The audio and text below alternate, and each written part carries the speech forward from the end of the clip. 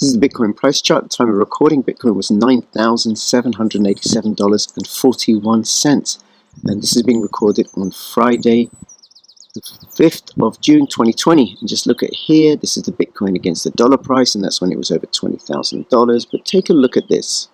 July the 7th, 2013, one Bitcoin was $67.58. Don't you wish you'd bought Bitcoin then?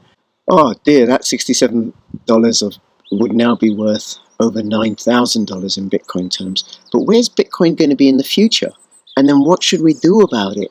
What can you do to keep your Bitcoin secure? And what are you going to do when your Bitcoin is worth $100,000 a Bitcoin?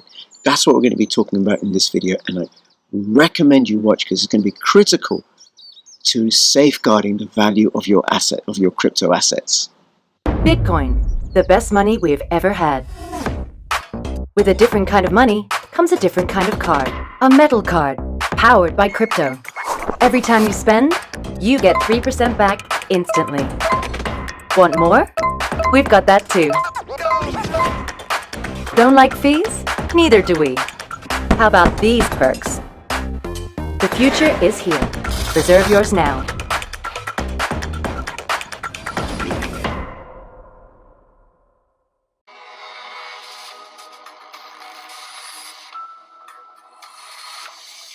Let's have a look at this just for fun. Bitcoin price predictions 2020 update from bitcoinprice.com. Chamath Palihapitiya, hope I've said his name correctly. I think he was one of the early founders of Facebook. Bitcoin will be $1 million by 2037. Wences Casares, founder and CEO of Zappo, a Bitcoin wallet startup, $1 million by 2027. John Peffer from Peffer Capital, $700,000 a Bitcoin, but no date given. Jeremy Liu, Lightspeed Venture Partners, $500,000 by 2020. Mark Yusko, $400,000 with no date. Roger Ver, $250,000 for one Bitcoin. Anthony Pompliano, by 2021, he says Bitcoin will be $100,000. Kay Van Peterson, $100,000 by 2027. And Tom Lee, $91,000 by 2020. Tai Lopez, $60,000 midterm. I don't know what he means by midterm. And Ronnie Moas, $50,000 in 2020, late 2020. Okay, and there's many, many more, right? So you take your $67 that you purchased in July 2013, assuming you had purchased one there, and that could be worth $250,000.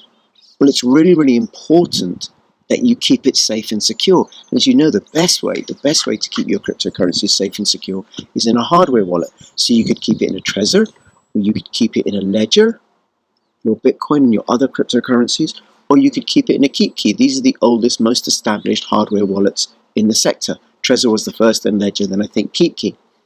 But there is a problem with each of these, and it's going to get more and more concerning for all of us that hold any Bitcoin. So if you have half a Bitcoin right now, it's not really going to be worth anybody's time and effort to try and get into your wallet. But when that half a Bitcoin is worth $500,000 or $1/8 then it becomes even more critical to keep your Bitcoin secure. And the problem with the hardware wallet is in their physical security. Take a look at this. A hacker claims to have stolen data from Ledger, Trezor, and KeepKey.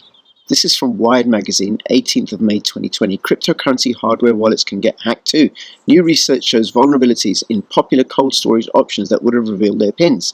Regular memory chips like those used in hardware wallets give off different voltage outputs at different times. In some situations, researchers can establish a link between these power consumption fluctuations and the data the chip is processing when it displays those changes. Such physical tells are known as side channels because they leak information through an indirect physical emanation rather than through any direct access to data. In examining the KeepKey memory chip that stores a user's authentication PIN, the researchers found that they could monitor voltage output changes as the chip received PIN inputs to determine the PIN itself. So to open up the app on the KeepKey and to start, engaging in transactions with the KeepKey, what you need to do is you need to put in a PIN. And what these researchers did is they measured the voltage of the different numbers. So 9 would put in a 9, and you get this voltage, put in a 3, you get this voltage. They did that many, many times. They got the data, and then they were able to work out what the correct PIN was. Now, this did require access to the physical device. Now, of course, Shapeshifter, who own KeepKey, said the fact is there's no way to prevent a highly sophisticated attacker with physical possession of the device, lots of time, technology, and resources from completely pawning that device eventually. Fair enough, right? You have to have physical access of the device, but when you can have several $1 million, it's worth a hacker's while to get physical access and to do what they need to do to be able to get the crypto that's inside. Here's another one. Shapeshifter denies claims by Kraken that KeepKey can be hacked in 15 minutes. Kraken Security Labs published a post urging there are inherent flaws within the microcontroller used by the KeepKey wallet, which allows seeds from the wallet to be extracted with only 15 minutes of physical access. Now, Shapeshift, owners of KeepKey, denied that this is possible. Maybe it is, maybe it isn't. It would be in their self-interest to deny it because they want to sell their KeepKey. And it could also be true because they've taken appropriate measures. You don't know. Kraken also claimed to have hacked Trezor's hardware wallet in 15 minutes. They found a way to extract the cryptographic seeds out of Trezor's 1 and Model T hardware wallets. Given physical access to the device and sufficient know-how, the attack can be executed in approximately 15 minutes using $75 worth of specialized glitching hardware. To make things worse, there's nothing Trezor can do about it. The attack exploits a vulnerability in the firmware which leads to an inherent hardware vulnerability that cannot be patched without making substantial physical changes to the device. Not looking good.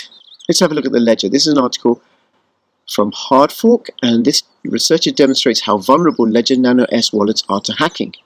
Weeks after the company confirmed a flaw in its wallets which makes them susceptible to man-in-the-middle attacks, independent security researcher Salim Rashid has demonstrated a new attack vector hackers can employ to break your Ledger Nano S and steal your precious coins. The vulnerability arose due to Ledger's use of a custom architecture to work around many of the limitations of their secure element. Now, this is important. Limitations of their secure element. So the Ledger Nano uses two elements, which are the chips inside that hold all the information. Only one of them is secure. The second element is not secure, and that's what makes it vulnerable. So what is the deal with a secure element? The Trezor doesn't use a secure element. The KeepKey doesn't use a secure element. Ledger uses two elements, only one of which is secure. So what is a secure element? A secure element is a microprocessor chip which can store sensitive data and run secure apps such as payment. It acts as a vault, protecting what's inside the secure element information from malware attacks that are typical in the host. So it's really, really important that the information that's kept inside a cryptocurrency wallet or anything else where a secure element is used, like, for example, a debit card or a credit card, that it's impenetrable, that you can't get in. And there are different levels of grading for secure elements. And these levels of grading are known as the evaluation assurance level. The evaluation assurance level, EAL1 through to EAL7 of an IT product or system, is a numerical grade. And the intent of the higher levels is to provide higher confidence that the system's principal security features are reliably implemented. Now, the EAL level does not measure the security of the system itself. It simply states at what level the system was tested. Tested for security, for vulnerabilities, and the higher it is, the higher testing it has successfully endured. Now, the risk with hardware wallets is if somebody gets physical possession of the devices. Because if the elements aren't secure or don't have a high enough or haven't been tested to a high enough standard, then there is a vulnerability. This doesn't use a secure element, this doesn't use a secure element. This is secure up until level 5, but only one of them is secure. Now there is a new player on the market. This one. This is the Apollo Cosmos, and this uses an EAL6+ secure element. So what is an EAL secure 6+ element? This is the same level that's used for bank cards and credit cards. It's virtually impossibly tamper-proof, and it has been independently audited. Let's have a look here. The security of an integrated circuit depends upon EAL certification that varies from 1 to 7. The higher the EAL number is, the higher the security. Most of the hardware wallets are not using a secure element. Some wallets do use a secure element, but with EAL of 5 or less. According to our knowledge, we do not find EAL secure elements, so we have used the EAL6+, which is the most secure element available in the market. We are one of the first wallets that uses an EAL6+ level secure element.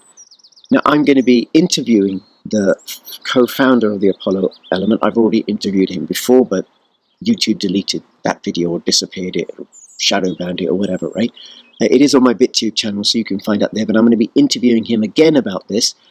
Now, the risk with the Apollo wallet is that it is a new wallet. It hasn't stood the test of time in the way that Ledger, Trezor, and KeepKey. So there are no guarantees here, but it has been independently audited, and it does have a more secure element than any other.